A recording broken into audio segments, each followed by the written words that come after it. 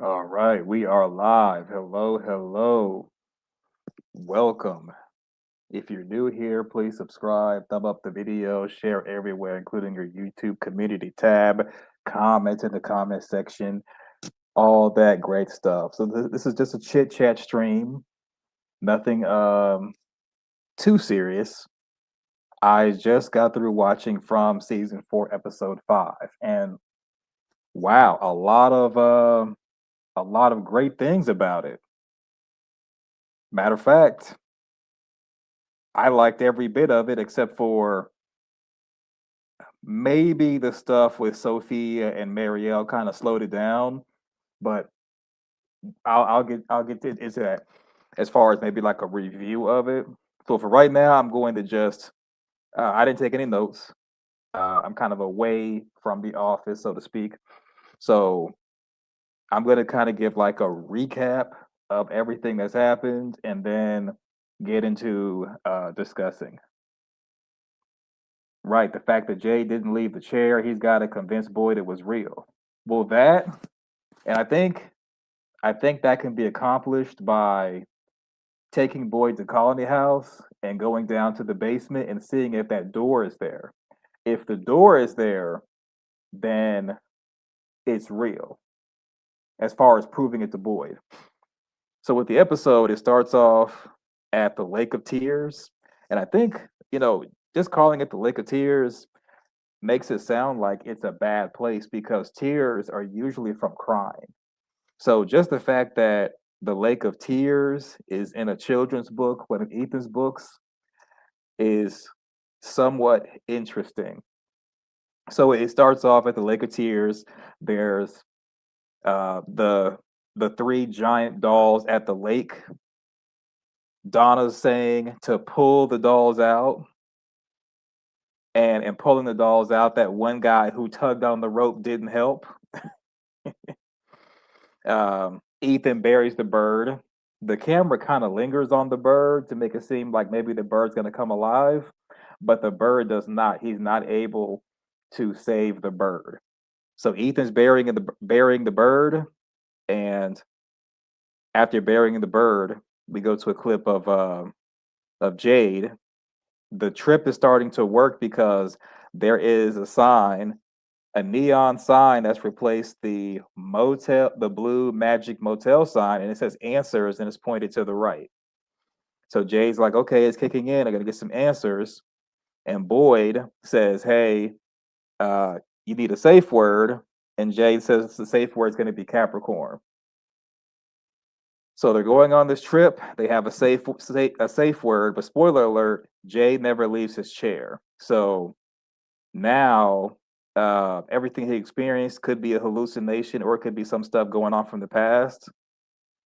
But we'll know for sure in the next episode when he goes to Colony House, and if the door is in the basement, the same basement that Acosta was supposed to be organizing.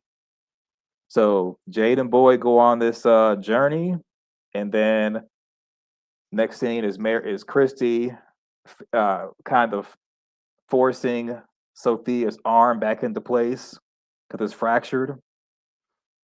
Marielle goes out to the ambulance to get a like a cast. Julie and Randall go into the clinic of all places. They go in there to argue, and uh, their argument is about Randall not really wanting Julie to story walk anymore because she's having the seizures, and Julie's like, so what? Sophia overhears that, and I kind of had a theory that somehow Sophia was going to get involved with Julie's story walking, and I think that might be a thing. I think that might be a thing. So taking a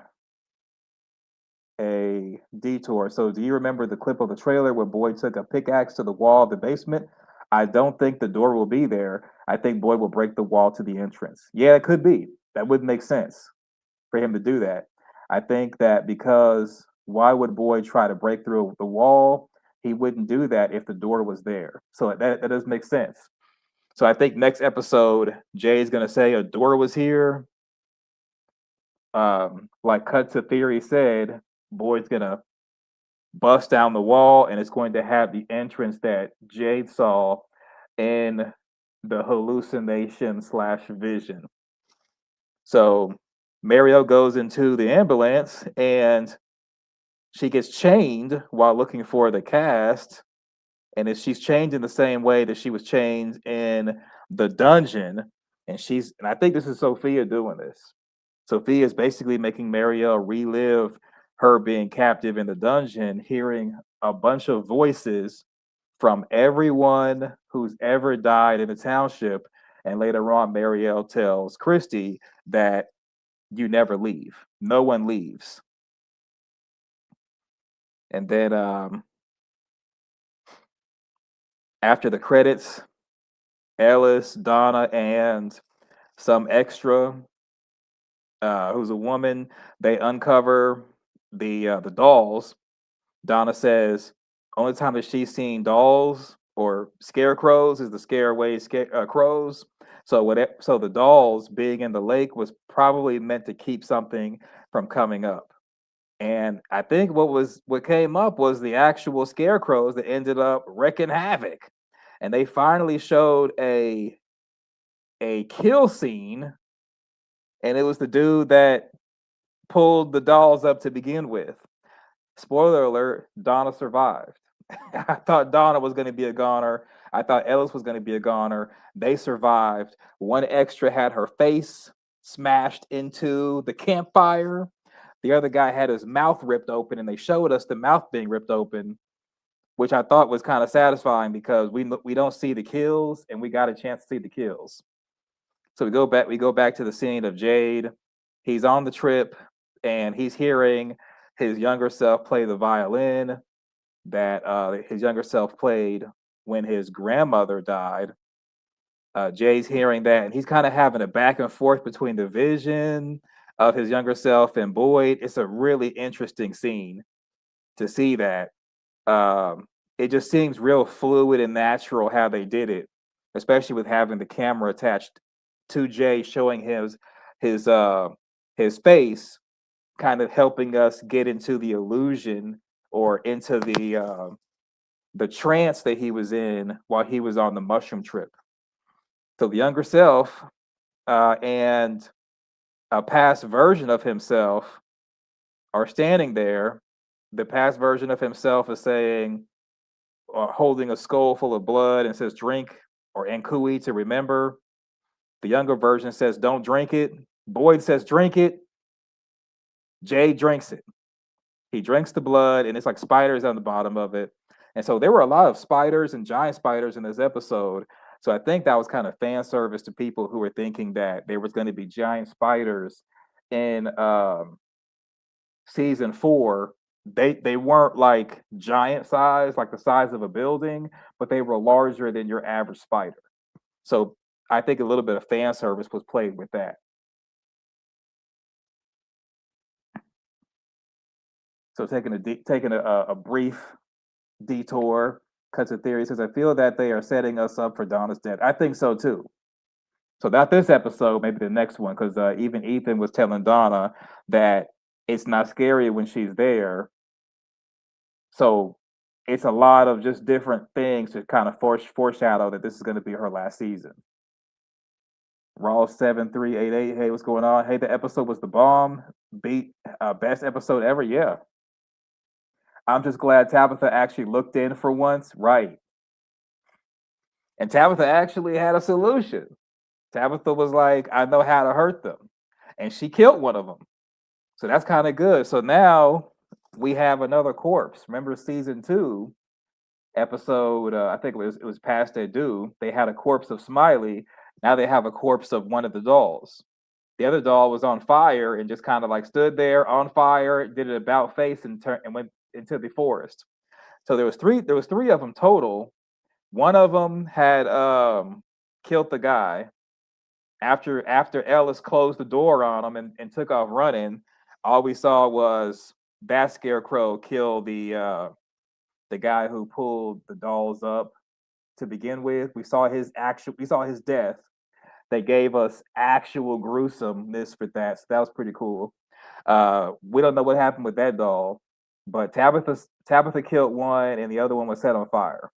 So I don't. I'm assuming that they're gonna like try to walk back to town, even though there's no shelter to put a talisman stone up, or maybe they may stay there till till morning and maybe take the doll back to town, the one that they definitely killed, or maybe they may just look at it and just see what's going on with it, or maybe Tabitha will remember some more stuff by looking at the doll. Who knows? Yeah, we all thought Donna was a goner. We all thought that. I knew in episode 4 when Roger, yeah, his name was Roger. When Roger pulled them out, he was cooked. Roger sucks now. Yeah, I mean he did it to himself. But I mean, when he pulled on the rope, he did say he didn't want to pull him out, and he's the one that got killed. So Jade, he drinks the blood. Spiders on the bottom of the skull. So yeah, a lot of fan service was given for the spiders. Jade spits up the blood, and he continues on with the trip. And then the younger version of himself says, "You don't get to pick and choose memories." And I guess he's talking in Italian. I could be wrong. Maybe no, he's talking in French. I think Jade is like half French. Younger self says, "Now you're going to see things that you don't want to see." Okay. And so Fatima's still doing the whole golem thing. Her and Kenny have a moment about the golem. The golem's getting bigger. So she's making progress on the golem. And they kind of show us Henry with a bottle talking to Kenny. It seemed like it was all good based off Henry's demeanor, but now we can kind of see what Henry's flaw is, and that is alcohol. He may not be able to handle his own alcohol. So after the giant dolls get pulled up to shore, Donna and company put small rocks in the dolls, hoping that if they put the dolls back into the lake, they'll sink to the bottom. No dice. They don't. And so they attempt that. And after attempting that, they're in the cabin. They're all just kind of like in there. And Tabitha says she remembers playing with the dolls, and some man took them from her, said that they were creepy, threw them in the water, and the dolls came up and killed the man. And that's how Tabitha remembers that what the dolls were and what they did, and she was saying that they're not safe there. So then we go to Jade. He continues on with taking his trip, and we get this. He goes to Colony House, and we get the scene of him and the other Jades, the quartet that we saw on the spoiler trailer. So the quartet, they don't have any lines. They're all playing violins, and Jade comes to the conclusion that they were all murdered by the people in town. So once Jade tells people, or people find out that he can remember things, they blame him for stuff. Blame him and Tabitha. I guess because Tabitha and the original Tabitha, original Jade could not save the children, and they're being reincarnated, and people are being brought in to suffer with them. So the townspeople blame Jade and Tabitha, or past versions of them, and end up killing them. And then the younger version of Jade tells Jade that the manner in which Tabitha is killed is worse than what happens to him. And we saw that with Smiley jumping on Miranda, and then the man in yellow eating Miranda's corpse. So Henry, he's drunk. He's kind of embarrassing Victor, saying that they should be having fun instead of waiting around to die. Henry gets on the piano and starts playing. Kenny comes and kind of calms Henry down. Henry is distraught because the man in yellow was eating Miranda, and that's when Victor started saying that he regrets telling Henry about what happened to his mom Miranda.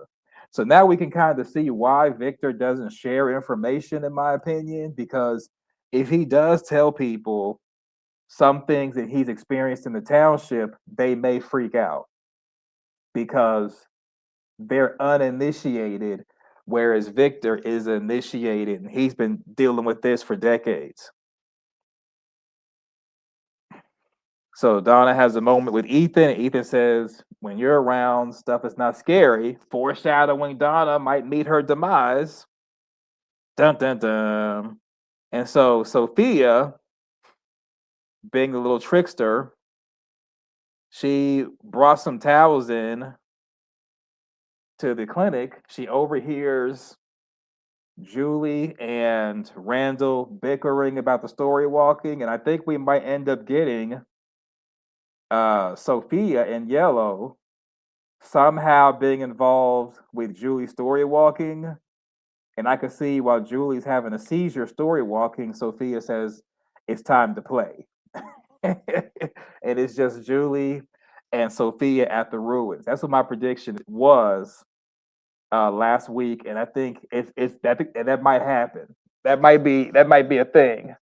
Who knows? Who knows if it actually happens? But that'd be the ultimate reason to me for Julie to go story walk to where Jim is, and that it was really Sophia to make Julie do that, and that's how the man in yellow knew to be there because he sent Julie there to where he was going to be so that he could kill Jim in front of her. And then, she'll know. So taking a break, Cuts to Theory says the last line about Jade saying he knows where the children were gave me chills. And then he says he knows how to save them. The bones are the sacrifice, but we didn't see how we don't see how he knows how to save them. So my guess is that him being in that tomb and one of the Nkui kids being in the tomb saying Nkui, maybe like getting their bones out of the tomb and like burying them in the ground or burning them may be how to release their soul and quote unquote save them. That's what I'm thinking that he may be thinking. But in theory, if anything that he could have remembered on this trip got someone home, then okay. But from my understanding, based off what Marielle says, if you die in the township, you don't leave. So it may be that you don't leave. However, the only way to get someone out is by reincarnating them. Because here's my thinking. So, like, for example, let's say that Nathan, who was Sarah's brother, is trapped in the township. He's stuck. However, Jade and Tabitha have gone to the township for centuries and they've died, but they've been reincarnated and they live to be adults, and then they get pulled back into the township. So it may be that the reincarnation curse that they've been given allows them to escape the trap, even though they're brought back in. So reincarnation may be the only way to actually get free from the township, and that may be why they're being reincarnated. Like people think the reincarnation might be a punishment.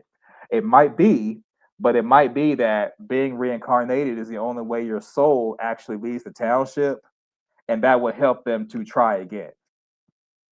So that's what my theory is that that's really why either the children, the township, or some force is reincarnating Jade and Tabitha because that helps them die, leave the township, restart, and then the hope is they get their memories back by doing something for them to continue on with this quest, which could be the fight of the Cromonacle and the Rainbow Sky and all that. That's what my guess is. And that would kind of give a reason to see your former selves because it could be a former life where they actually did escape the township, but they didn't defeat the evil side, so they got brought back. So Jade has to figure out, well, Jade and everybody has to figure out how to defeat the evil side once and for all, not just leave, because like when Tabitha was pushed out of the lighthouse, she was brought back season 3. So because you can be brought back through reincarnation or just physically brought back, you got to defeat the evil side or you're going to repeat this thing over and over and over again forever. And so Sophia is hearing Marielle and Christy argue. Marielle comes out from the room that her and Christy was in. Sophia touches Marielle's arm and causes Marielle to have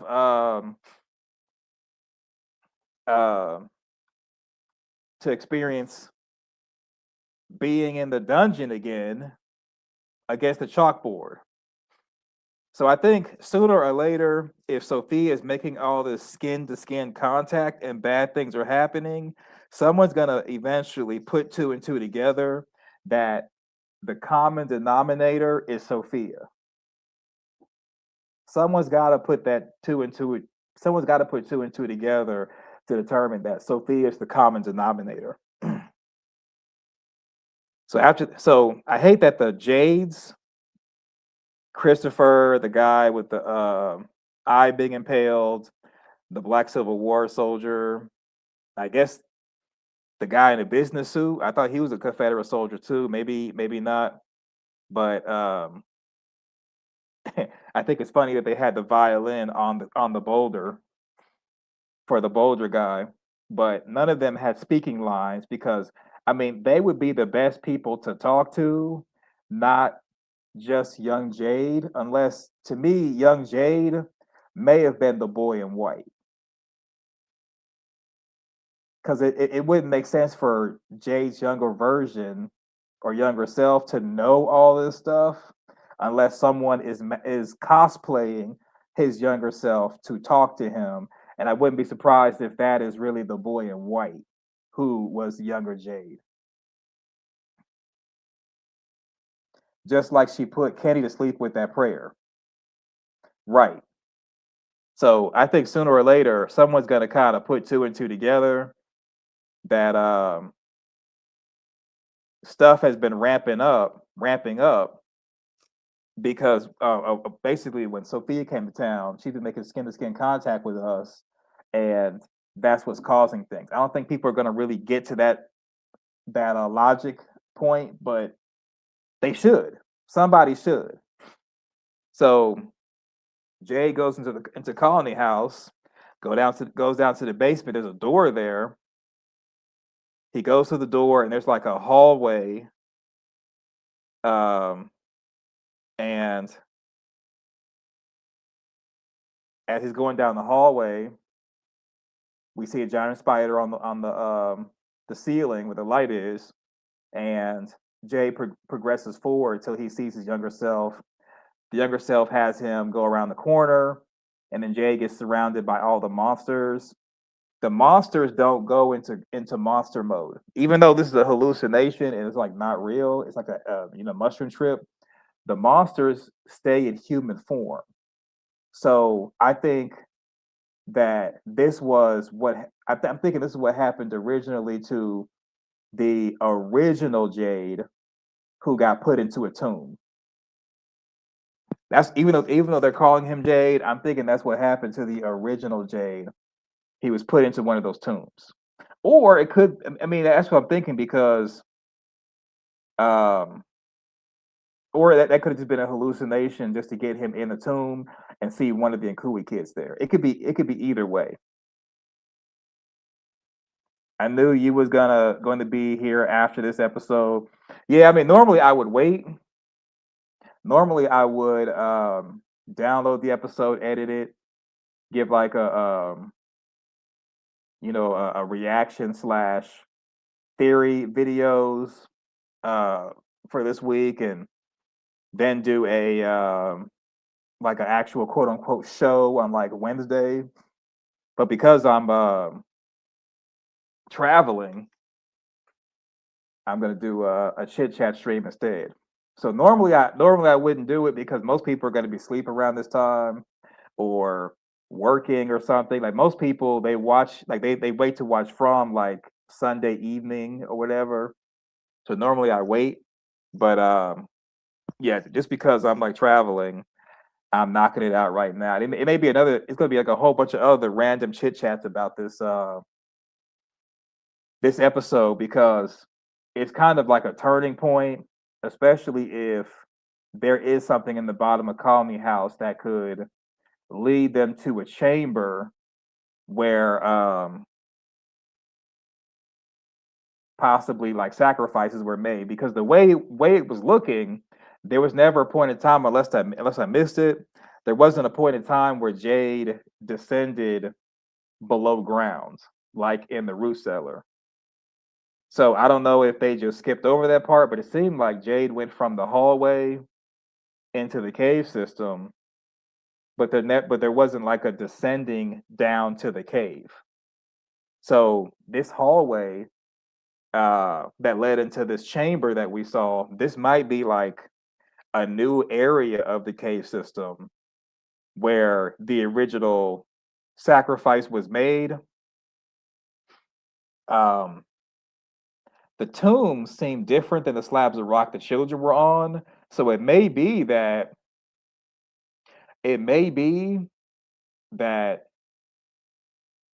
the tomb or the sarcophagus where you could kind of like I guess you could kind of mummify somebody or whatever, or a, a a stone coffin. The stone coffin may be where the original townspeople were put in.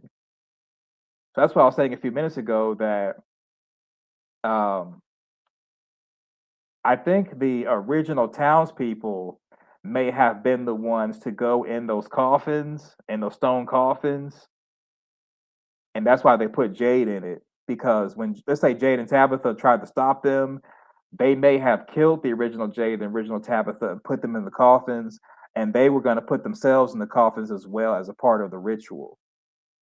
Because we saw Jade go down to the cave system, and the Nkui kids were on the slabs of rock, and this was like season 2, episode 10. So the Nkui kids were on slabs of rock. They looked up, saying Nkui Nkui. They poured their hope into the roots. The roots became the symbol. The symbol became the faraway tree. So that was in the cave, part of the cave system that was in the forest. So for this episode, with having the stone coffins,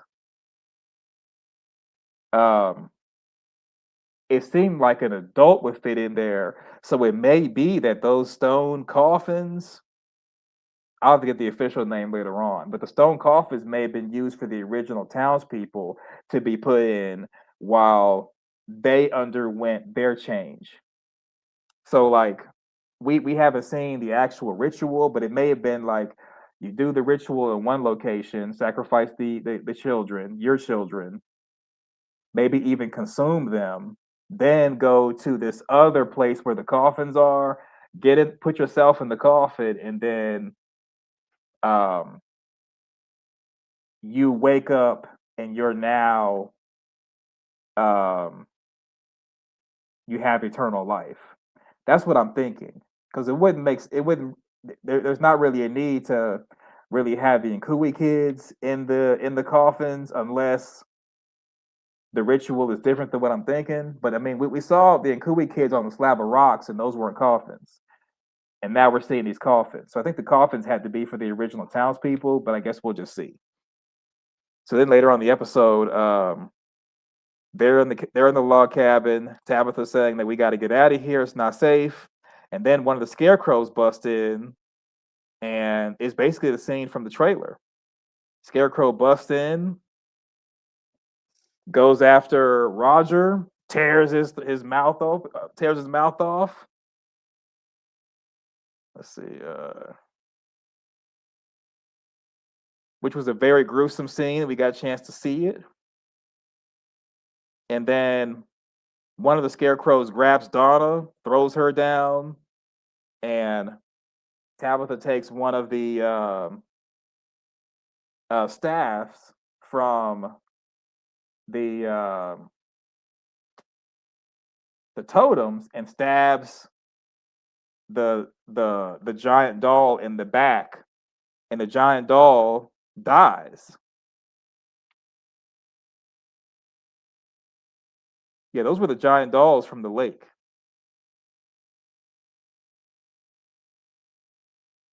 So they morphed. So it may be that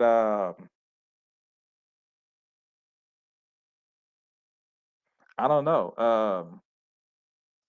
Because the way the dolls were in the water, it seemed like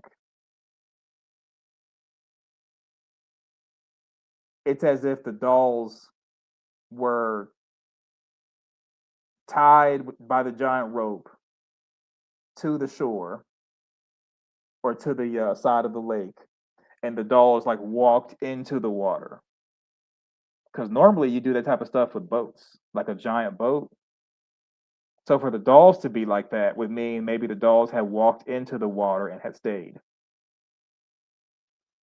So maybe Tabitha would be able to tell Donna and everybody else what was so different from any other time people went to the township, not township, but any other, yeah, any other time people went to the settlement and the dolls did not come up from the water, but this time they pulled they pulled the dolls up, put rocks in the dolls, put them back in the water, but then the dolls came to life.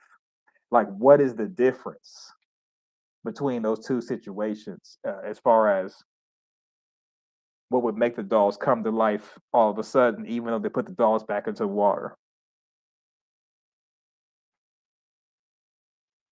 That's pretty much the gist of the episode. That's pretty much the gist. That's pretty much the gist. Let's see.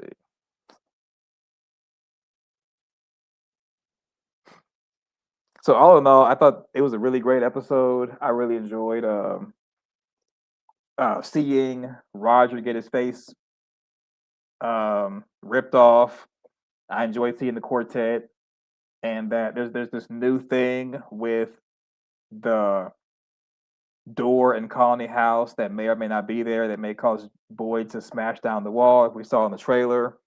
Um, that's kind of cool. It feels like this episode actually moved the story forward to get to what I perceive to be um, an ending for the season. Like, it's not just Sophia doing a bunch of tricks here and there, and it's not a bunch of like Fatima making a golem, and we're just like giving her too much screen time with the golem because we all want to know, okay, what's going to happen with the golem, and they're giving her a lot of screen time to build this golem and have conversations with people, but it's like, just come back to her when she's done. And then so the two main things, and then also like seeing Julie and Randall bicker about story walking, and I think that's going to kind of foreshadow Sophia getting involved, and it's going to get crazy with that. So I like that Jay was actually able to get answers, and now we're on a cliffhanger till next Sunday. They had to tie them like they was bound. Okay. They did kind of look like just going back to the episode.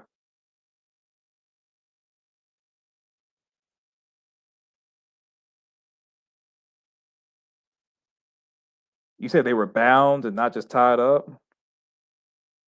Because it seemed like when they pulled them up from the water, that Donna just opened one up and saw the stuffing on the inside, and they just, continue to open it up even more, and then put rocks inside and put them back into the lake. I, I didn't really see them unbound or I didn't really, if they were bound, I don't really see that they unbound them and then put the rocks in and put them back out there. I think they just they really didn't mess with the ropes that had them tied up. Because it seemed like Donna just instantly was like, "Yeah, they probably are keeping something in the water." So I don't think it was them being bound, but I could be wrong. I'm just going off of what I'm trying to see on the episode where they were doing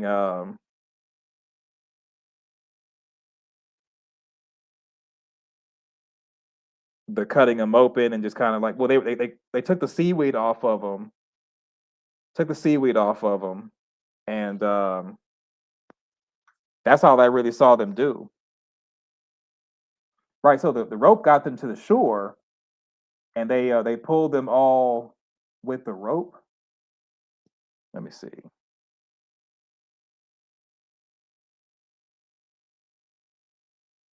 So maybe the rope being connected to the shore may be what you're talking about.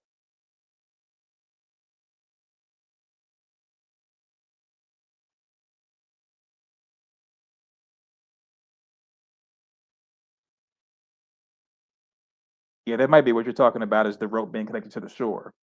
They was all attached.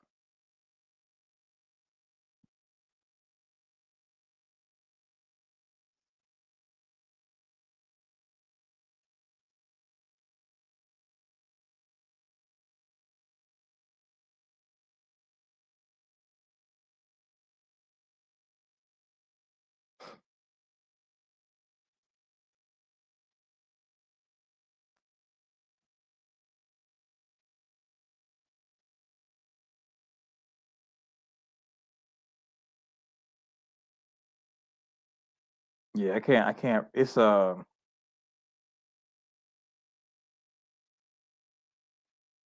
to rewind with this app is a mess. Okay, so I'm looking at Ellis.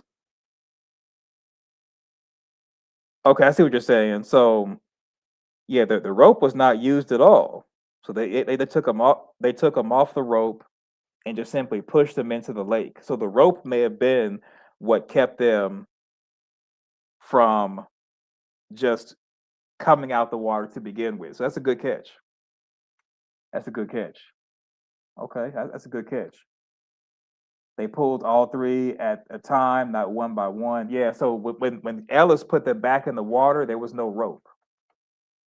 So the rope may have been like the key, like Rawls was saying, that kept them from coming out of the water any other time people went to the settlement.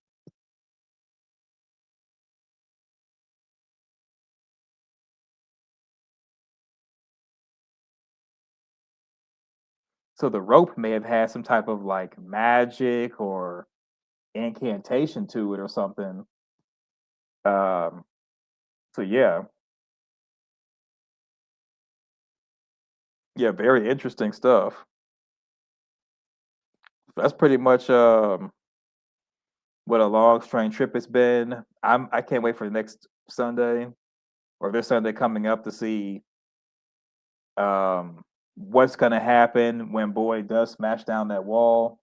I mean, it's gonna be episode 6 of 10, so it should start ramping up. Oh, sorry about that. So yeah, it should start ramping up as far as getting to the end, and hopefully someone figures out Sophia, because this whole Sophia being a trickster, it's interesting, but I'm ready to have the man in yellow back. I know everybody else is like, oh, I like Sophia, I like Sophia. I want to see the man in yellow. At the end of season 3, episode 10, when we had the man in yellow, and in season 4, episode 1, we had the man in yellow. I'm like, okay, it's game on because we can see him when other humans don't see him. But then when he transforms into Sophia, it's like, oh. And then the direction they're taking with Sophia, having her as a trickster, getting people to tear each other apart and fight each other and instigate. It's interesting, but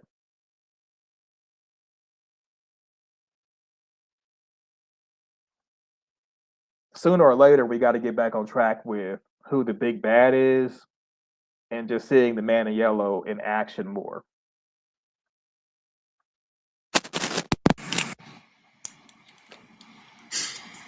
That's just my take. So all in all, there weren't. I mean, just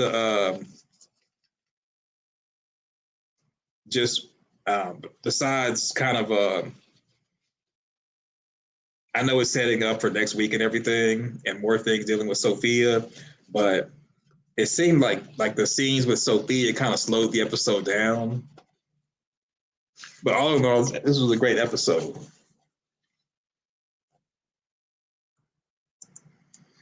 You're missing every time someone gets or catches on, something bad happens when the truth is found out. Yeah, I mean, that is true. I like to fast forward and get to that truth because I'm really more interested in Jade and Tabitha's storyline right now. So I like to get the man in yellow back and have him do stuff. Not complaining about the scenes with Sophia. It's just that I guess because I like the man in yellow, and Sophia in yellow just feels like a different villain. But I know everybody else is like, oh, I like both of them. I like Sophia in yellow, and that's cool. It's like me personally, I'd rather have the man in yellow versus Sophia in yellow because it seems like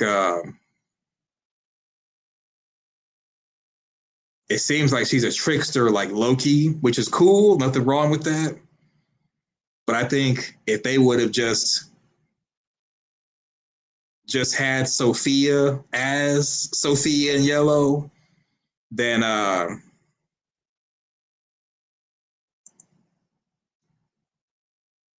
she oops, had to say that. What? Yeah, I know it's a lot of people who are Team Sophia in yellow, so I'm not gonna go too much into that because I know that there's a lot of people who are Team Sophia, and I'm like, I think Sophia is cool, but I think it should be the man in yellow and Sophia in yellow, not them both being the same character. Okay, I've spoken my piece, so I'm gonna leave it alone. So, what y'all think about the episode? What are some things you liked?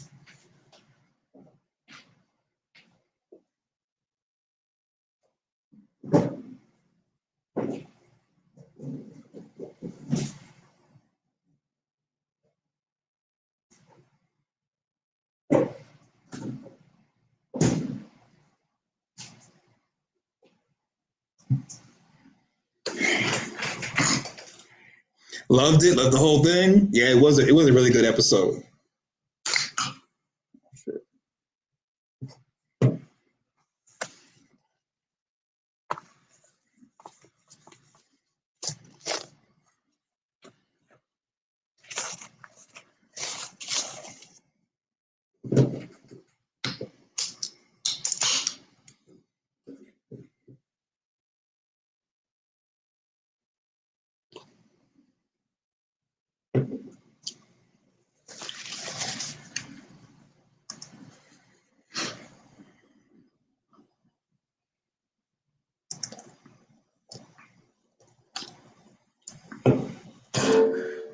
Yeah, it's some people watching in the bushes.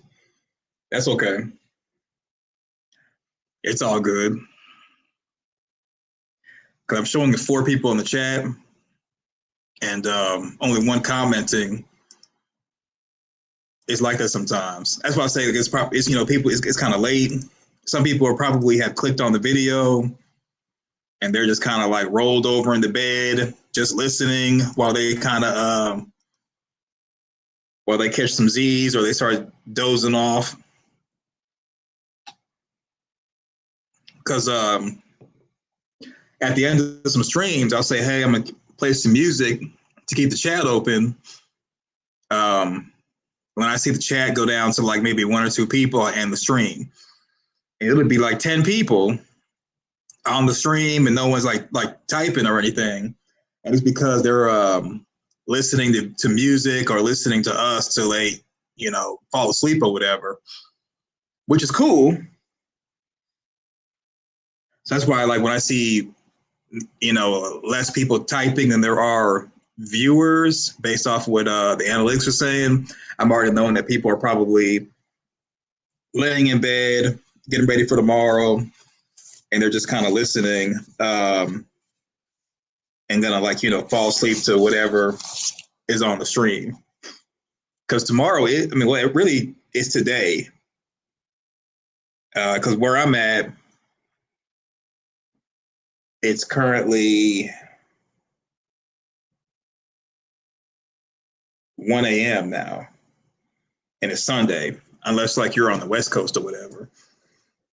So most people are getting ready for religious services or just to work in the morning or whatever. So I understand. I'm up because I got visitation right to my dog Shadow. It's my weekend. Oh, okay. Well, yay for you for visitation for Shadow. That's awesome. Oh, it's 2 a.m. here, so you're on the East Coast, Eastern Pacific time zone. No, Eastern time zone, not Eastern Pacific, Eastern time zone. Right. See, Wiccan says I'm just listening. Yeah, I kind of figured that. It was some people that were just listening, maybe dozing off or doing stuff in the background, just listening. It's especially prevalent when it comes to when I start playing music to keep the chat open. Then people really start just listening. Hey, yeah. Shadow for the win.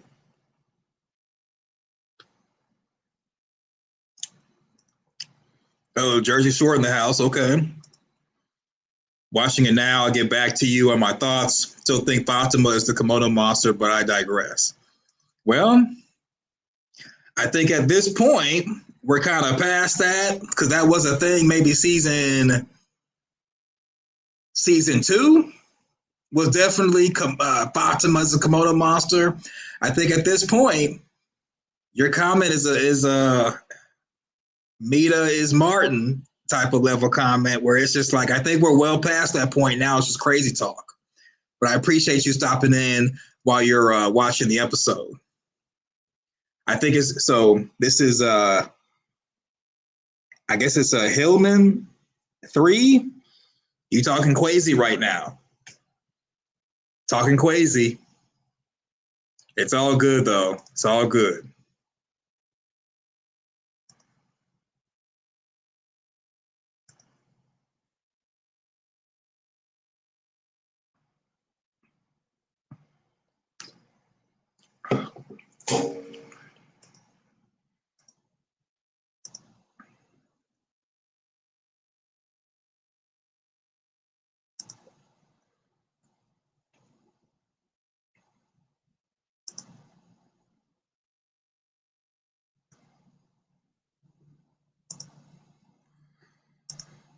Hey, what's going on, Dave Mills? How are you? Welcome. Oh, hi, I'm 3. Oh, okay. I said Hillman 3. I got it now. I'll just call you 33 if I forget. Henry is a drunk. It's unfortunate. And with him being a drunk, we have a scene in one of the trailers. I think maybe it's a spoiler trailer or something. That Sophia and Henry are going to be in the bar getting drunk, getting cozy together. Now we know why. Henry's got a problem. Henry, and see him drinking or being someone who's a drunk, that's going to be problematic because Sophia can exploit that. So one thing I'll say about Sophia is that even though I'd rather have the man in yellow, Sophia in yellow being a trickster, she is exploiting everyone's weakness once she learns it. So I think that she's not all-knowing and that the whole point of the infiltration is to get to know people, find out what their weakness is, and then exploit it. What's going on, Dave? How are you? Yeah, oh my. What's going on, Michelle? Henry took that bottle like a champ. Yeah, he did. The bottle was really meant for people to pour shots off of. He took the entire bottle. People go to bars all the time and want to get a bottle to go, a drink to go. Henry said, I'm making my dream a reality. Henry had that supersized bottle of, yeah, he did. And see, Kenny's too nice. You know what? Let's last time I did a thing called Too Nice, and it's Kenny's turn. Kenny's too nice. Anytime you see somebody with a whole bottle of alcohol walking around, it's time to take it out their hand, or at least monitor them, ask them questions, because most people drink from cups. We are civilized enough to drink from cups. When you see somebody with a bottle or a jug, in Henry's case, no cup, and he's going to his room. Was he going to his room? I think he was either going to his room or coming from his room. Yeah, this person's got a problem. But see, Kenny's too nice. That's why he didn't take the bottle or check Henry. Because the best time to check someone who's a drunk is before they get drunk, not while they're drunk. And I know Henry told Kenny that he was trying to take the edge off. And Henry was falling apart because Miranda was eaten by the man in yellow. Only thing I didn't like about that was now we may never get Victor to talk about him eating people. Because I still think that he had a munchathon to survive with the man in yellow, but now we're not going to get that because of Henry and his antics. And that all could have been prevented, but Kenny's too nice. I'm about to rewatch to see if I pick up more clues I missed. I'm a note taker. Hey, no wrong with that. We all are. Also, he seems like an angry drunk. Yeah, he does. Yeah, no red cup. He was going up the stairs. No red cup. No guardrail. No nothing. Didn't even want to share. He asked Kenny, do you want to take a hit of this? Kenny's like, no, it's the middle of the day. It's not, in Colony House, we at least have the decency to drink at night like normal people. You're saying it's 5 o'clock everywhere. It probably was morning and Henry walking around with a whole jug. That's another red flag. I get it if, it's maybe 8 p.m. and you're just trying to, blow off steam or whatever, but it's the middle of the day. And see, Kenny should have picked up on that. Like everybody is at Colony House being productive, playing games, socializing, chilling. Henry's the only one saying it's 5 o'clock somewhere, and he's taking it to the head. That's a red flag. And because Kenny's over Colony House and he didn't say anything, we got what we got with the piano. Now, luckily, nobody was hurt, but still, Kenny's too nice.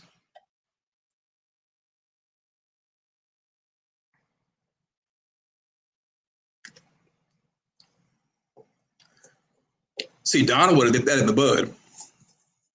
Donna would have nipped that in the bud. Right, seems like Miranda was running from him. Oh, whoa. So, what are we alluding to? He was looking for a drink when he first got there. I mean, it's kind of understandable when you're like, when you first hit with the idea that you can't leave. And think about it. Even Henry being in like his 70s, he's used to the internet, cable, satellite, cell phone, going to work, going to the store when you need stuff. He's used to a lot of modern conveniences that we all enjoy right now. Whether you're rich, poor, in between, you have modern conveniences that you're used to.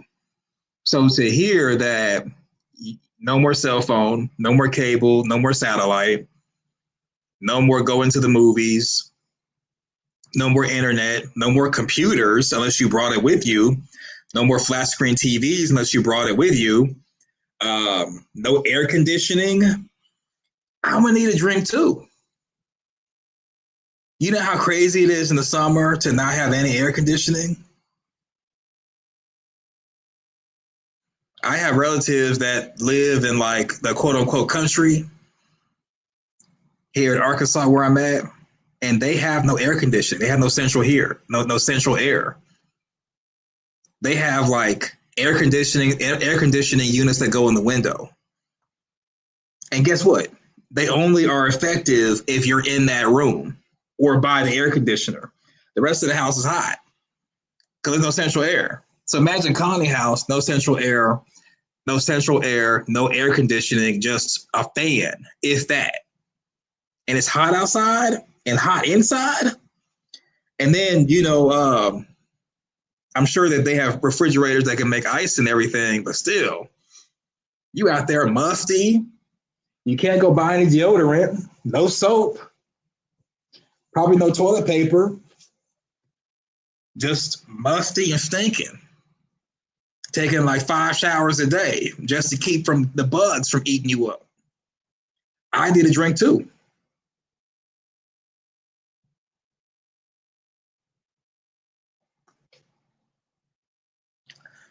No shampoo unless you brought it. No hair care products. No makeup. No soap unless somebody brought it. You know how rough it is? And then also another thing, if a woman if it's her time of the month, you have to use a cloth instead of a pad. I'm not trying to get, deep into that, but a lot of people are not used to cloths. Okay? A lot of people are not used to that cloth life. Like it's a Little House on the Prairie. People ain't used to that. Look at Jim and Tabitha. It was a divorce between the two of them, so it was a problem with Jim. Well, I think Jim was the problem because he wouldn't accept divorce, that the marriage was over with. And Tabitha was sending mixed signals, so she was problematic as well. They better not find out who the killers are. Jay said they were all murdered. Well, by the people in town. So basically during Jay's cycle, the people in town are the enemy once they find out the truth.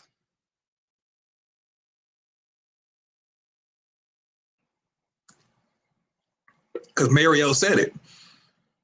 When you die, you still don't leave. So let's say if Boyd had the plan of giving everybody a bullet to eat, you're still not going to leave. And remember, I believe I saw Tien Chen Lu in the background of one of the scenes, and also seeing Miranda in the background, just drinking coffee, just standing there. It may be that you don't leave and you're reliving the nightmare even after death. Wait, what? Yeah.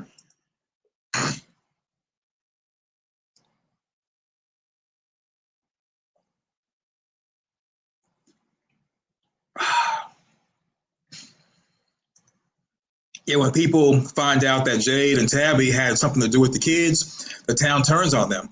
I mean, it kind of, I would kind of understand that because you were initially with the original townspeople, the monsters. I guess you changed your mind and you tried to stop it and you failed. So I'm here because you wanted to do something, then changed your mind. And you all can't get the job done. So we're suffering because of you. People will come to that conclusion. Not the main cast, but the background characters, they will probably come to that conclusion. Because Sarah was nowhere near Tilly, but Sarah probably was blamed for Tilly's death.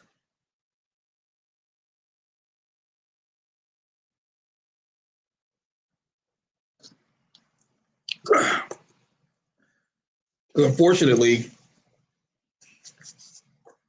when you're dealing with different types of people with different types of education backgrounds, everybody thinks differently. But the one thing everyone has in common is everyone understands violence and everyone understands blaming somebody for a problem. Sophia already planted the seed about the two cars being the start of all is going bad. Yeah, she did with Julie. She did. She did. I always thought there were too many extras. It would make sense if some are spirits that only we can see. Yeah. Because okay, the logic of the show is to have a. I think we're done with the Kenny being too nice. The excuse me. The logic of the show is to have a choosing day, and we've only had one choosing day and only one year anniversary. So other people probably are getting the same treatment. We just aren't seeing it.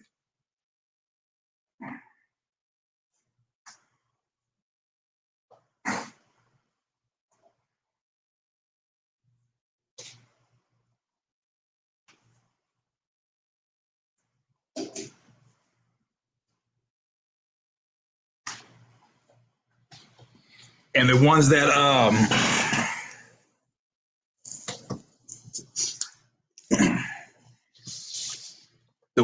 we do see who are random extras, you're right, they may be random spirits. Remember that one time I did a research stream and we were thinking that the Swinco creature was one of the extras in town. Looked just like her, but no makeup. So it may have been her just walking around plain view. I mean, because they're not doing choosing ceremonies for every extra that we see, it may be that someone comes in town and the extras could be talking to other extras being their proxy. So we'll have no way of knowing who is real and who is not if the theory of there are people who are probably spirits just walking around in plain sight. We would never know.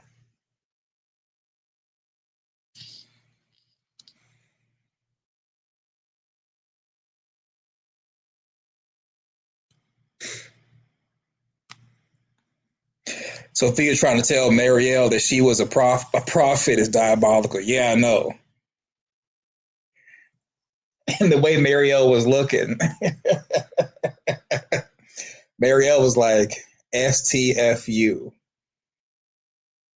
Because if that's being a prophet, I don't want it. Being terrorized.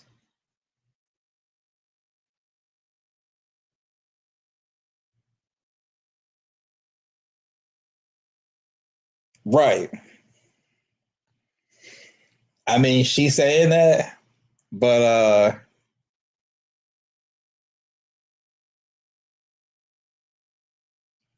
I don't know if the writers are going to go down this route or this direction, but the best thing the writers could do is have Sophia start performing miracles.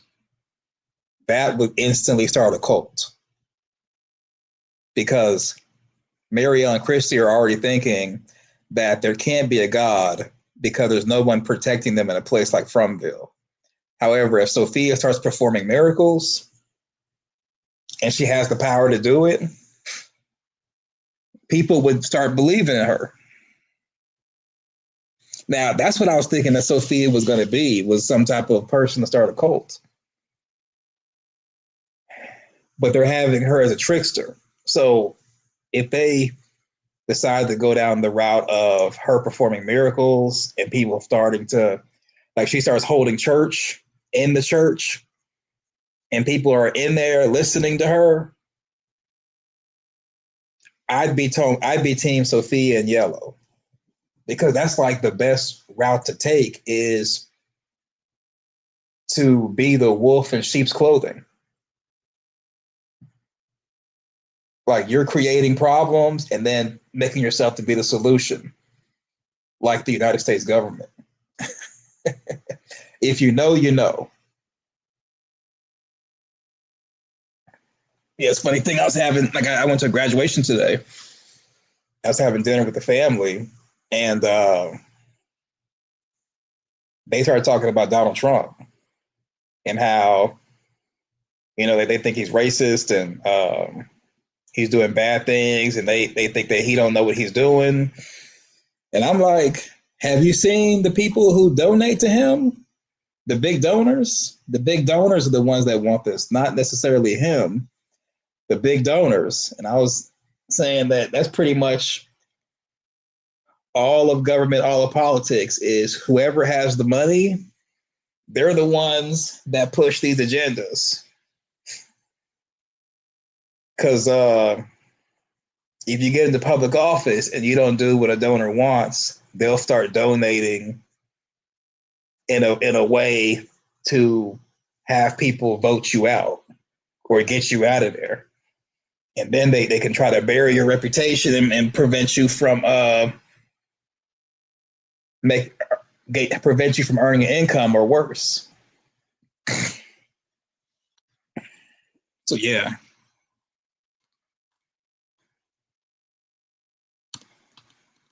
Yeah, I mean, she should start doing fake miracle crap. She should. That's because I mean, you think about it, okay, Sophia in yellow. She's a trickster trying to instigate people to fight each other, which it could work. I could see people getting into little skirmishes, but I mean, other people are going to eventually break them up. But if you get people to follow you like a cult, then you can start dropping seeds that they should gang up on someone like the real cults do.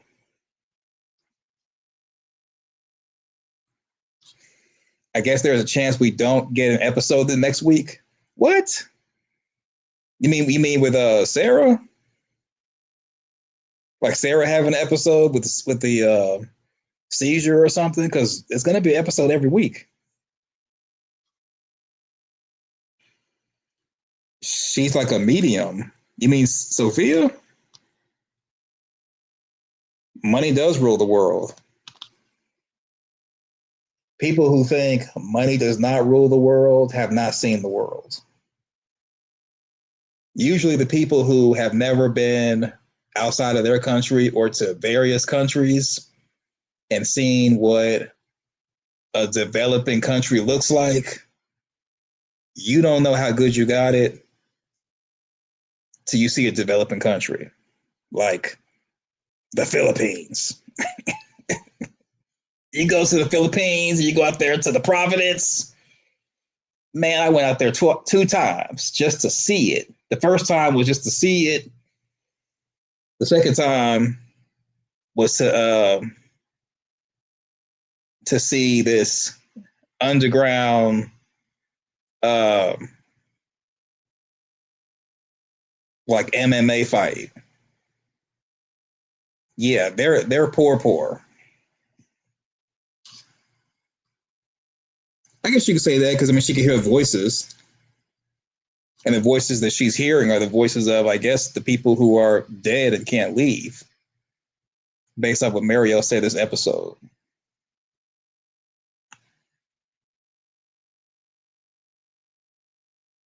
IMDb and some other channels have next week or 2 weeks from now being the next episode. Yeah, it should be every week for episodes to drop. So whatever the other channels are talking about, if they're saying next week's not going to be an episode, I doubt it. Because usually it's every week. So I wonder if the previous Jades ever got as far as remembering as the current Jade.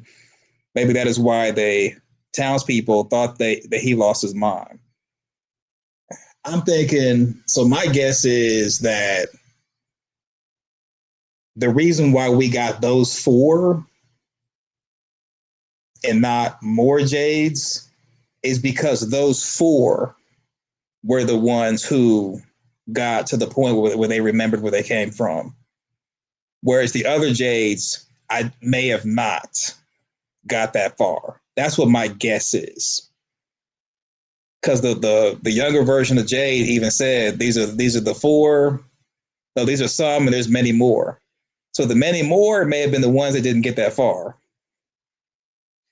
So for them, they only remember their own lives.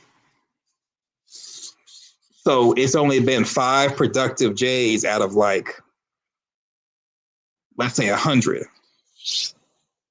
Let's say there's been 100 Jades. Only 5 of them, including the current Jade, have been productive. Because remembering your former lives might be the way to go.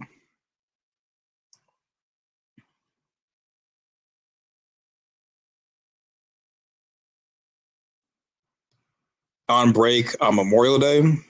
Oh, really? Yeah. Her dependency problem. I mean, I don't think it's a problem though anymore. But I could see Sophia. I mean, I think Sophia is going to really capitalize on Marielle's experience with the dungeon over the drugs. But Marielle may get back on drugs because of all the things that she's experiencing now. Christopher lost his bond.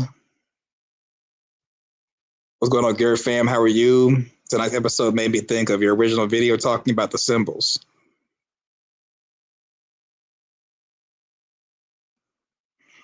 Julie and Randall's little spat irritated me. I mean, I think it's to set up. Randall's going to be done with Julie. And Sophia's going to be like, I can help. This is a guess. It's kind of piggybacking on what I said last week. I was like praying. I actually have my fingers, toes, and eyes crossed that Julie Story walks. She's in the middle of the ruins, having a seizure, and then like Sophia is like helping her or walks up. And then while Julie's having a seizure, Sophia and Yellow's like, time to play. From way back. Oh, okay.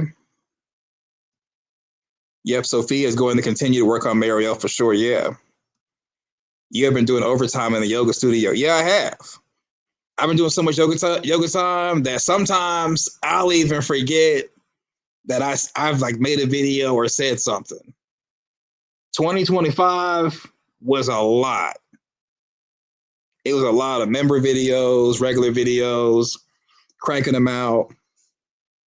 I have to sometimes go back and rewatch stuff to be like, oh, okay, I did say that. Oh, yeah, I did get this or that wrong. Because most of the time I'm wrong because I'm thinking they're going in one direction based off what they've laid out in the episodes, and they go a completely different direction. And that's why I keep, and you know, in a way, I'm kind of like crying about it. That's why I keep complaining about the man in yellow and Sophia in yellow being the same person. Because I never would have guessed in a million years that the man in yellow was shapeshifting to Sophia, and Sophia's not a separate character.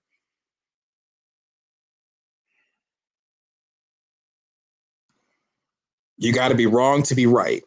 Well, okay. The stretches are real. They are. I've even said, like, hey, a lot of times it's going to be a stretch. Sometimes it's going to be a yoga stretch. And last year, it even got to a chiropractic stretch. But we don't want to go so far that we break, and then it turns into Fatima is Martin, Mita is Martin. We don't want to go that far. But it does sometimes get to a chiropractic stretch where we're basically snapping necks into place and whatnot. Julia is letting the entity take over her. It only bothered Marielle because Julia is harnessing the energy. Yeah. That's so wicked that Sophia can just touch you and just like have you just experiencing stuff. Definitely the multi-layer of the underground. You theorized that. Yeah, the cave system, in my opinion, because we saw the dungeon with Martin and that underground mine shaft. Not underground mine shaft, but the that well. I think the dungeon used to be a part of an underground mine, like an underground mine. Like it was a cave system, but they started to mine in the cave. And maybe the town at one point was a mining town, but then like something may have happened to the mine to make the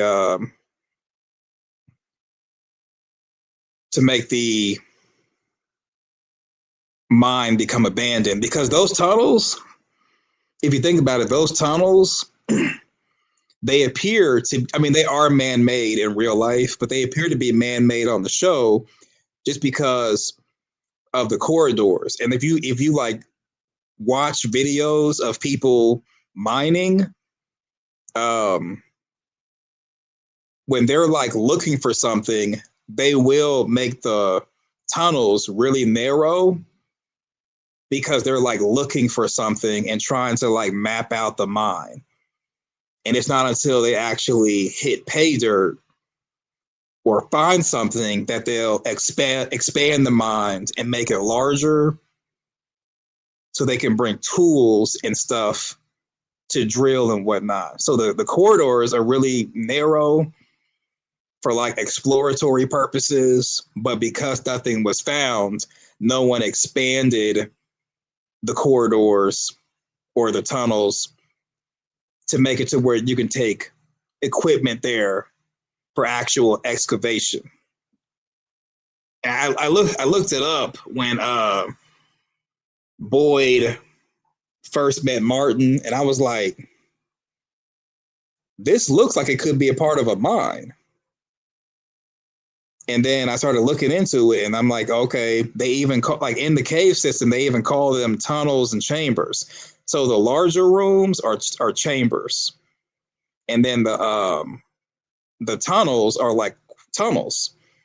So when it comes to a cave system, a cave is usually like going to be a large, like circular type of formation, or maybe like an oval. It's not going to be a tunnel. Tunnels are man-made. So that's when I was like, well, maybe that's when I was thinking like maybe it used to be a mining town, and that may be the reason why there's an actual town there, because like the original townspeople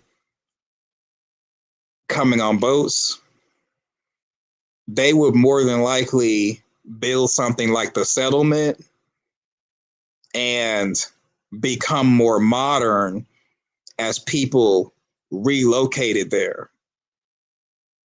Kind of like with Highlander. You might have a dude who's like immortal. Unless he goes to civilization, he's not going to become modernized because he's going to be stuck in his own ways.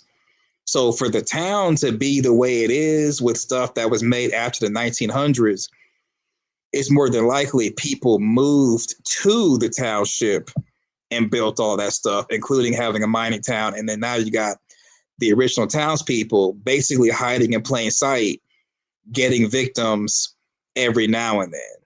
That's what I imagine. And they're also working in the town, but also victimizing people who are traveling there. Kind of like that movie, The Strangers. Not the original, but the remake that they just made that was crap. But you know, if you've seen the new Stranger movies, like the 1, 2, and the 3, where it had the girl that played Cheryl from Riverdale, all 3 movies are crap. It's worse than the original, but they presented the idea that certain people in the town are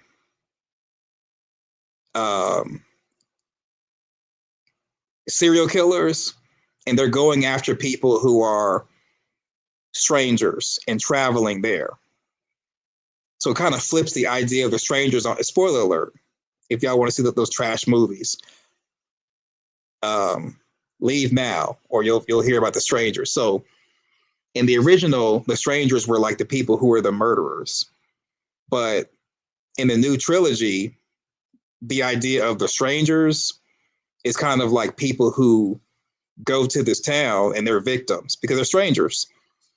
So people in the township know what's happening, or they have an idea of it, and they know that they're safe because they're townies and they're from the little town.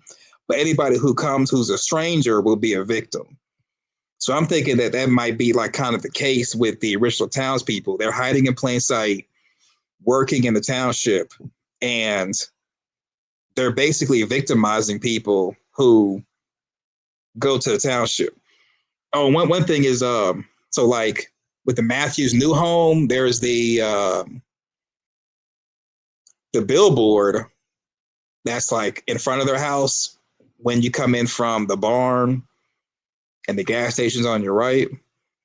You have the getaway sign. Well, the getaway sign is now the Wall and Boyd Sheriff Station. That was kind of interesting.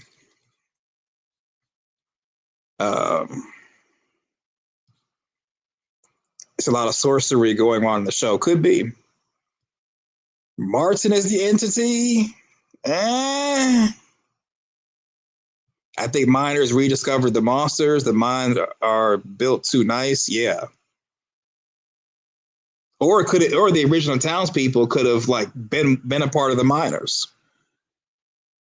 Because if you think about it, all the monsters, all their uniforms or everything they're wearing is like an occupation. You got the mechanic, the cowboy, the waitress, the librarian.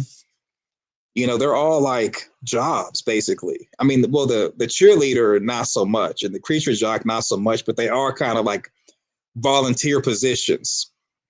All the clothing that the monsters have is from the mid-century, and it's all stuff that's associated with working, whether volunteer or being paid.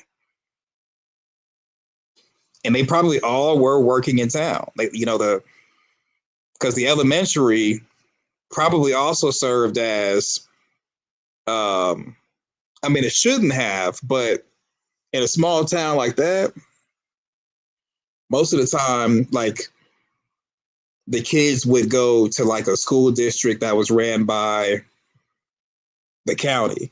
But let's just say that people didn't want to do that. Then the elementary would serve as both the elementary, junior high school. It is possible to do that if you don't have that many kids in the town.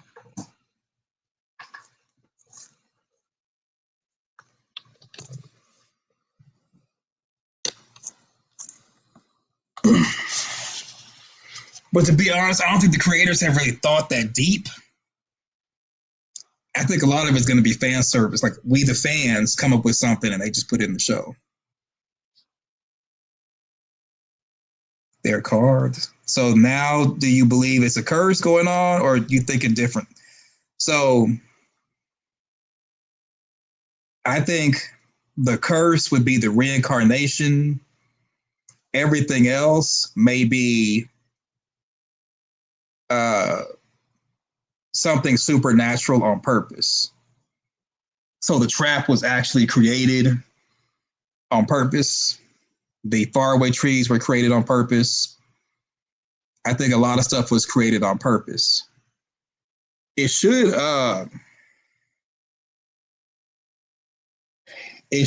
really be where it's more than like one thing going on. Like, for example, with the dolls, the dolls should be like a separate thing from the Man in Yellow and from the monsters, which they are. So the show has presented this, that there's like there's just more than one set of evil sides. Like, it's just multiple evil things that they're dealing with, and not like an evil versus good thing. Dungeon, not underground, because you could see daylight through the rafters. Well, you can see the light. So the dungeon is in a warehouse. And if you look up in certain scenes, you can see the light from the top of the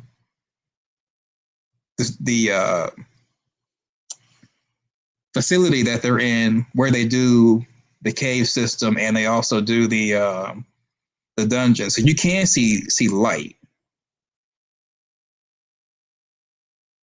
Plus, the dungeon has to be underground because when Julie went through that door while story walking, she walked right into the tunnel. Like she opens the door, season 3, when she story walks after giving Boyd the rope, she opens that door and the tunnel's right there. And all the tunnels are supposed to be underground. So the dungeon's got to be underground for her to be able to open the door and walk into a tunnel. And none of the tunnels, we haven't seen any evidence on the show that any of the tunnels are like above ground, or that the tunnels are like not attached to something, because they used to be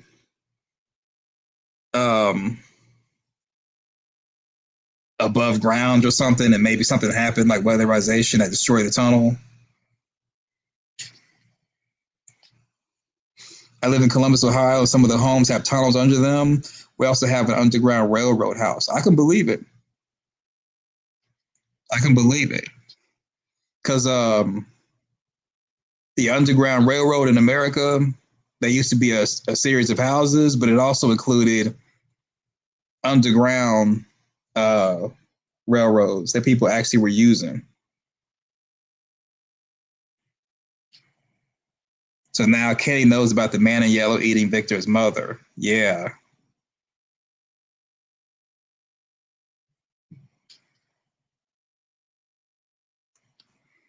I like when Henry told Victor to tell them Victor is foul for not telling. Yeah.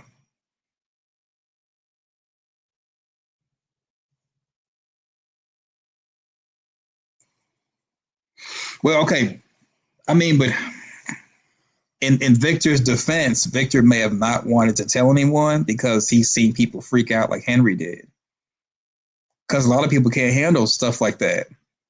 I mean, like think about when I've just kind of mentioned the fact that Victor may have had to eat people to survive. People have been flipping out. People have been flipping out at that idea. Yeah, they did. But we don't know if they're referring to the actual Jade or really the original Jade, and they're just saying Jade because he's there.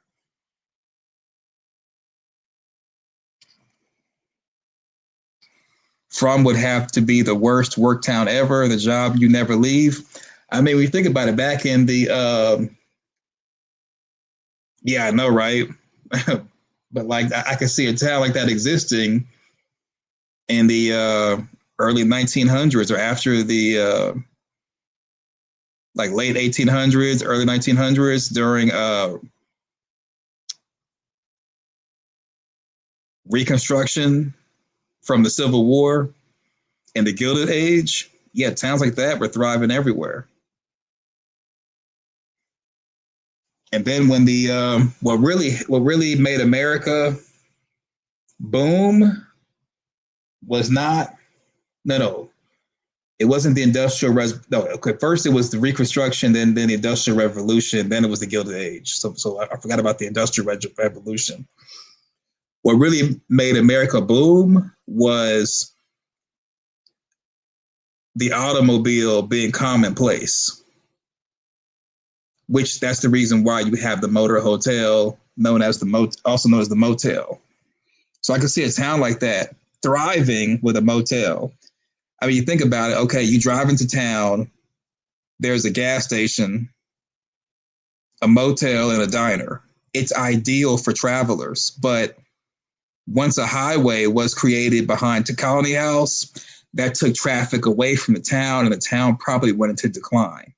That may be the reason why it stopped being a mining community, because it stopped getting tourism. Tourism makes the world go around. If your town or city does not have tourism, it's going to always be stuck in like a a time capsule. Because I live in Las Vegas, and without tourism, we're done. And right now, I'm in Little Rock. They don't have tourism. They have people who move here, but there's not a lot of like tourism to be on the level of like New York. Look at New York. Have you ever been in New York? New York is like filthy, but it gets a lot of tourism. So it's able to maintain itself. Without tourism, I don't think New York would make it. New York is filthy. If you think your town is bad, you've never been to like Jamaica, Queens. You ever seen that movie Coming to America where they throw trash out the window? That's for real. I witnessed that. So I had a friend I used to visit. I used to ask her like we'd be like it would be a Saturday night. We're like walking down the street, getting ready to go out and eat, and I'm looking and I'm like, "Do you see all this?" And she was like, "What?" I'm like, "This is a landfill." And she thought I was talking crazy. And on a Saturday night at like 11 p.m. there was like waste management out there picking up trash. It's a land. New York is a land. Well, not every part of New York. You can really tell the haves versus the have-nots. And so Jamaica, Queens, they're definitely the have-nots. I'm sorry. It was bad. Being Coon Strangers. You mean the movie? The trilogy I was talking about? Let me get the because there was like the original, and then there was the let me see who the director was for the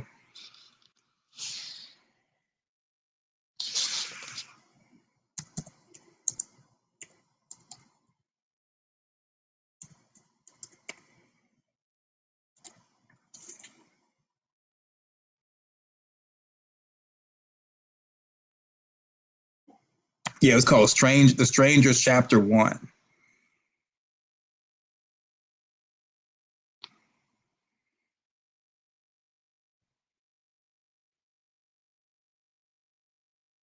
So this one was directed by Rennie Harlan. And it's trash.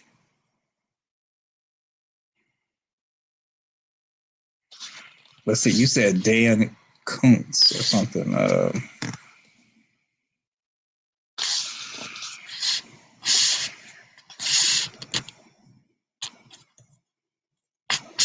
Yeah, so I'm talking about when I said The Strangers, I'm talking about the movie The Strangers, Chapter 1, Chapter 2, Chapter 3. They're trash. I challenge you to watch all 3 parts and not lose your mind. You'll be thinking, what is this?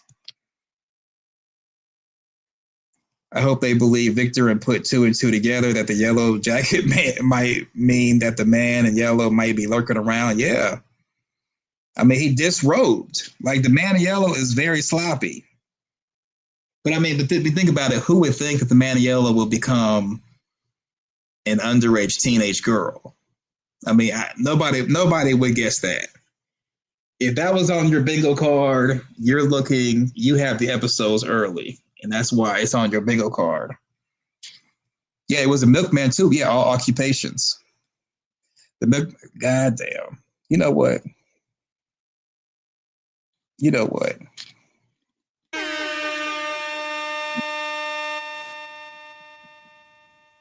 You know what?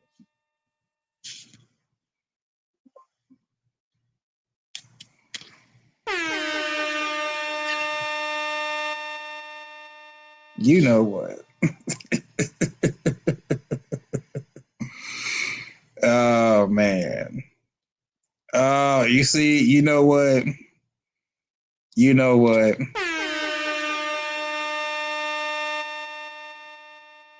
You know what? I found out what mushrooms are from the movie called Shrooms. Jay taught me a lesson: do not eat. Right?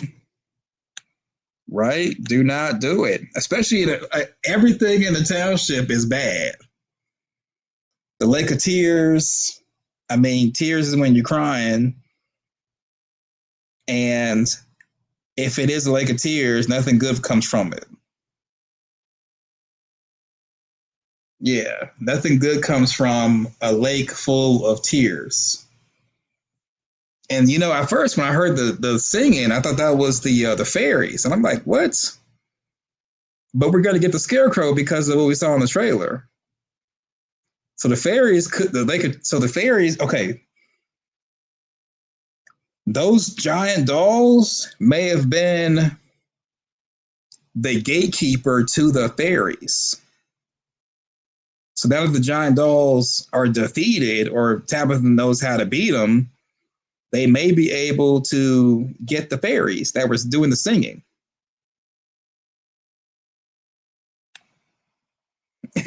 Jay was bold. Yeah, he was. He's desperate.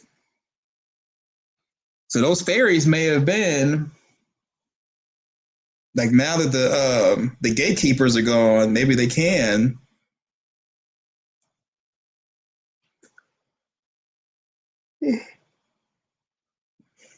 Maybe now they can get the fairies, and the best way to do it, whatever that dude's name was that got the face ripped off, if they decide to put his body in the lake and he comes back healed and whole, or they put they put water on the girl's face who got burned and she gets healed, then the Lake of Tears is real. I'm thinking that's what's going to happen. Either the guy that got his face ripped off, he's going to go into the lake, or the woman whose face got burned in the fire pit, water's going to go on her face. She's going to be healed, and then she's going to be good. Because that camera was kind of focused on the bird that Ethan buried for a while, like kind of lingering to kind of hint that something is going to maybe happen in the future, where something will be healed or be brought back to life.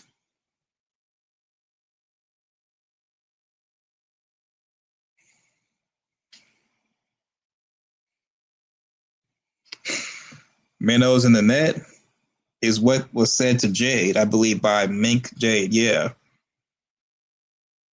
Yeah, I think it was minnows in a shark net.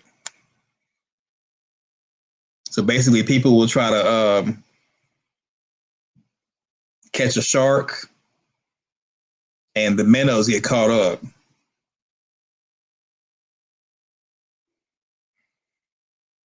So it's kind of like it wasn't the intention to catch the little fish, but they get caught up by the net that's designed for sharks.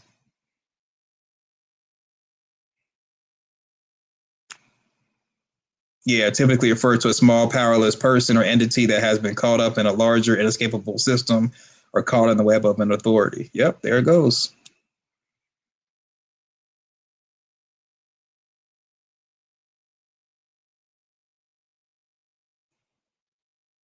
Because if you've ever gone fishing, you know that sometimes when you throw your bait out there, you may be wanting a catfish, but the smaller fish will bite, and you get the smaller fish, and you could either throw it back or keep it, but it's like the smaller fish is just caught up. We didn't want to get you, but you took the bait. And there's the third, that's where the phrase comes from. You took the bait. We didn't want you, but you took the bait. That bird is dead. Yeah, it was. Yep, it does. You need secretaries and a research person on this channel. Why is that? Why is that? I'm that bad? I'm that bad?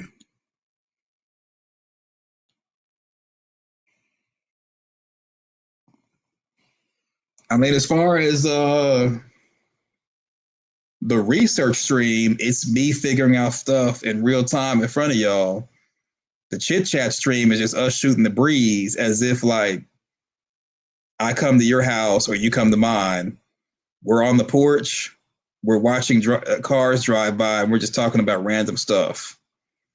Now, during like the actual like upload on Parkland Media, that's where I get kind of more in the weeds and thorough and have bullet points and stuff laid out. Yeah, this is low budget, low brow, low tier, low vibration, low effort, low energy. Everything is low with a chit chat stream. It's also known as chatted, just chatting, chit chat. If you drink wine and you see chit chat stream, pour yourself a glass of wine. We just relaxing. Nothing serious. That's kind of the whole point of me using this channel and not Parkland Media, because like it's literally this is for low vibration conversation. If you're coming here wanting to get in depth, really deep, me showing this video of this episode, this screenshot of this scene, and just going like in down the rabbit hole, this is not the rabbit hole. This is laying on the beach, on vacation, drinking, looking at the clouds. You see a deer, I see a cow. We both laugh about it and then move on to another subject. It's literally low vibration, low everything. Everything is low because it's a lot. You mean From is a lot? From can get deep. Right, see, sipping on adult beverage. It's like this. This is Saturday night, Sunday morning for whoever. We all grown, too old to go to the club because that's where all the kids are. Sometimes I go down to the Strip or the Fremont. That ain't gonna be today. But we too grown for just going to random clubs, random parties, house parties. We too old for that. We too grown. Plus, if you watch From and you're watching videos about From and commenting in the comment section with your own theories and stuff, we're past the experimental age of being teenagers and young 20s. Anytime you spend your weekend doing something on social media, you're pretty much grown. If you're like okay with spending your weekend watching movies by yourself, watching television shows by yourself, sipping a glass of wine with your dinner by yourself, listening to social media by yourself, watching From on Sunday morning by yourself, yeah, you're well past the age of going to a club, going to a bar. We grown, we chilling. That's what this is. I can't believe Amanda's not on here. I can't wait for her reaction. Yeah. They'll probably comment in the comment section or be on the next chit chat thing or video or something. I kind of knew that it wasn't going to be a lot of people just because people have religious services Sunday morning and then also people work. And then like there's maybe some people who went out tonight because it was like kind of Saturday night, Sunday morning. So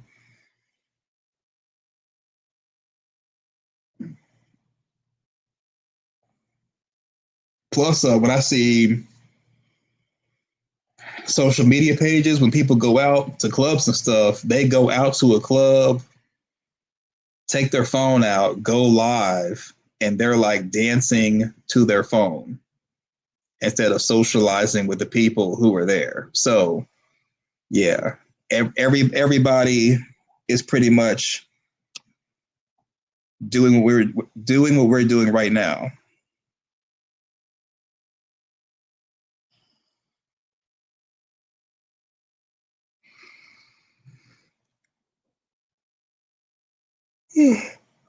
Now,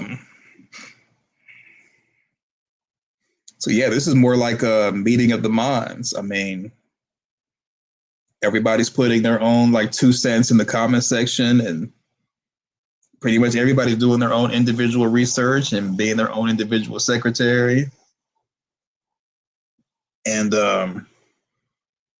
if I wasn't like out of town, I wouldn't even talk about the episode until after I've put together a video and edited it and stuff, just because I don't want to have someone else's thoughts influence my thoughts. But this is different because, you know, I'm traveling. Well, not really after hour show. This is more like a kickback. So this is a kickback. So it's not that you're not invited to the barbecue or to the cookout. This is the kickback. So the barbecue or the cookout is where everybody come together, drinking, music, someone's cooking, having a great time, having laughs. The kickback is just like no music. You got something in your cup. We're just vibing. So it's just a kickback. Just a kickback. Not an after show. Not the cookout. Just a kickback. You do good. It's a lot of work. Oh, thank you. I appreciate it. From is a lot of work, especially with coming up with like theory. Because the main thing that I like doing is like analysis. The theory stuff is just because I know that's what people like to hear is the theories or the breakdown, the reaction. But to me, I really like more about the analysis. Things like, you know, just kind of looking at this past episode as far as analysis, we've been presented with the idea of who is this younger version of Jade. I think it has to be the boy in white, because the younger version of Jade could not possibly know everything that he knows to guide Jade through this journey or this mushroom trip. So it's probably the boy in white masquerading as the younger version of Jade.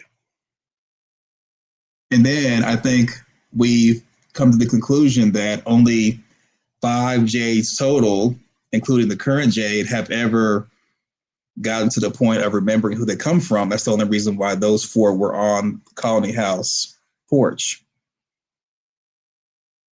So just kind of analyzing is kind of like really what my channels are about. The other stuff is like icing on the cake. Or like Fatima making the golem to protect herself from being violated. So in real life, like I used to be a investigator, and some things that I used to cover used to be there's a program for the Army called Sexual Harassment Assault Rape Prevention. And so when I used to do investigations with that, for example, people who were victims of being assaulted and violated, they would do stuff like that. Not make a golem, but they would when they wanted to move from being a victim to being a survivor, they would find ways to protect themselves, whether getting a firearm, taking kickboxing classes, getting a dog. Well, not saying unfortunately, but most of the time, the people that get violated are women and girls. So most of the time, the women that I've worked with, they get a dog. they would all they pretty much, I'm gonna say 90% of women get dogs when they want to be safe. Not a man, not a firearm, but a dog. And it's because they feel comfortable being protected by something they can take care of. And a lot of times they lose their faith in men. So they don't want to take care of a man and have a man protect them because they've been violated by a man. So they get a dog. But anyway, I don't want to get too deep in that. 'Cause I know like people really don't like hearing stuff like that because most people who like From content, they only want to really hear about From content. And when I talk about something like Victor eating people to survive, people are like, oh, I don't want to hear about that. Or when I say the Kui kids got panda eyes, oh, I don't want to hear about that. Or how let's see what else. More than likely, Jane and Tabitha were down to produce a teddy bear to be sacrificed. They probably were cannibals too. Oh, I don't want to hear about that. And I'm like, have you not been watching From? You realize that the whole show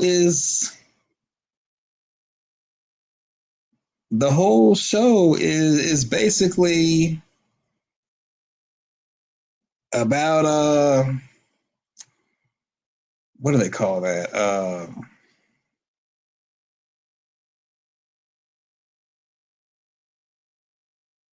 The occult. Yeah, the whole show is about occult things. Drinking blood, eating people, panda eyes. Like the whole show is that.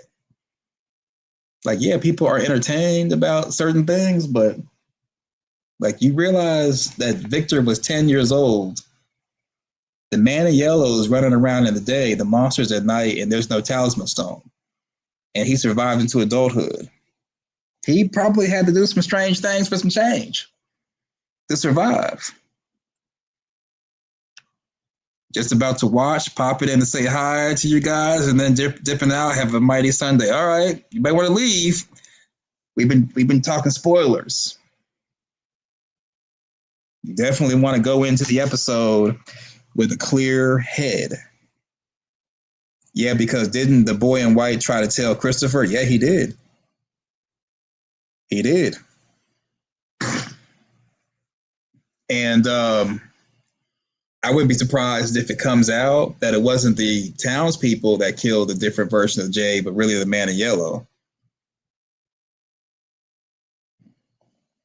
Like the man in yellow is the one that had stuff done to them. So, but then again, we don't know if the man in yellow was like a different thing previously, like before being the man in yellow. Before that, he could have been like a different shapeshifted character. Like for all we know, the man in yellow could have been someone that he ate and became that person, and like the true form is something that's like grotesque that Fatima saw or something.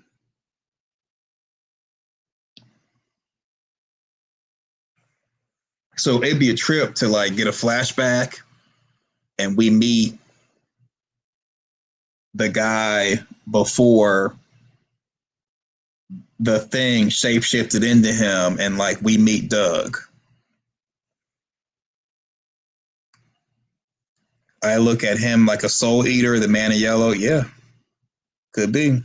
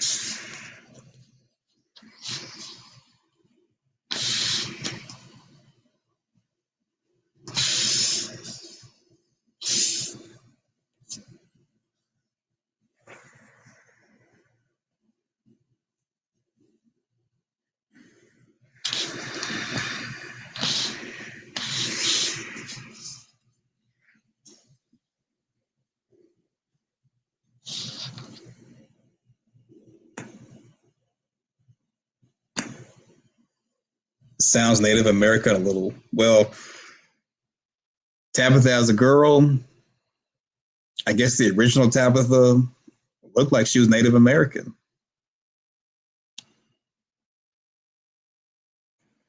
I made a video saying that I think the original Jade was one of the colonists that came on boats, and that original Tabitha was a native. Maybe they came together and was like a union between the colonists and Native American.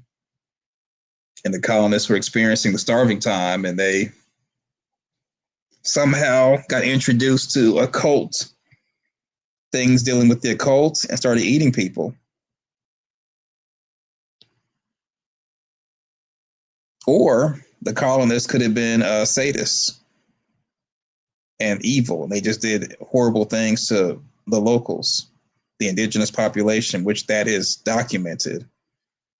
But as far as like the original townspeople in the show, that could be that, because I mean they all appear to be European or Eurocentric, except for like one. And I made a video saying that she may have been like a slave master's daughter or something, and that's the reason why she's with them. Because pretty much the only way you'd be seen as an equal and not look like them is if you're a byproduct of one of them. That's just how it was.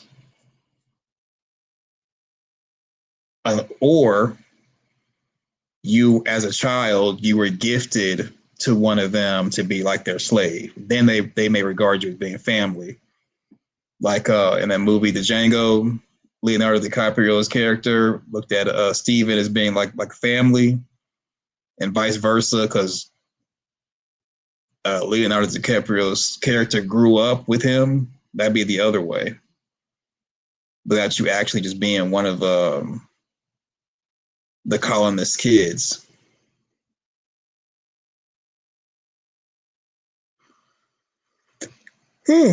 Well, y'all.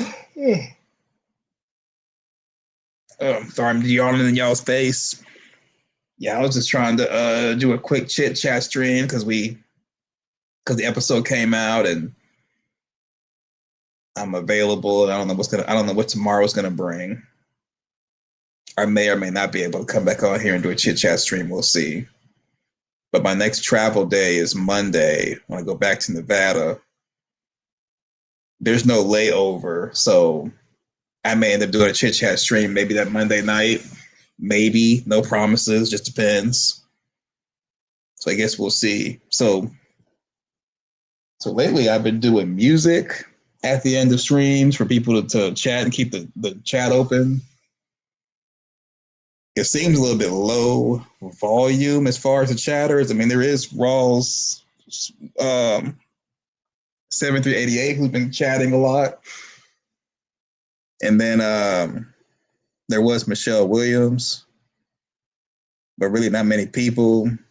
So let me know if you all want the music to keep the chat open. If not, I'm going to just end it at the 2-hour mark and call it a morning.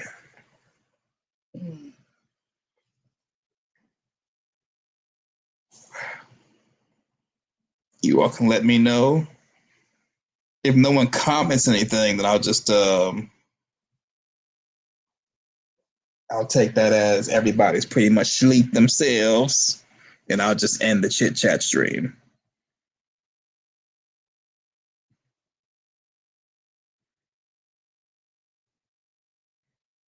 Going once, going twice. Good night, about to watch again like now, okay? Well, good night, 7388. I appreciate it.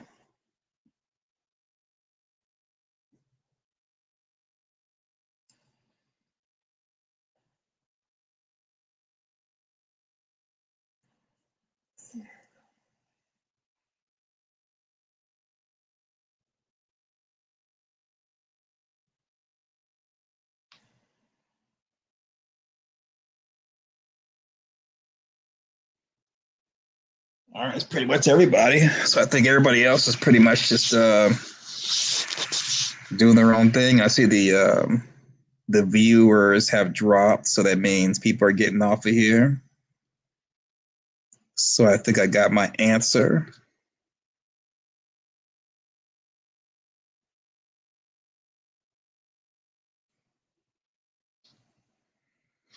All right, so hopefully you enjoyed the Chit Chat stream. Like, share, subscribe. I appreciate it. And I'll see you in the next one. Thanks for watching. Go forth, do great things, and I'm out. Peace.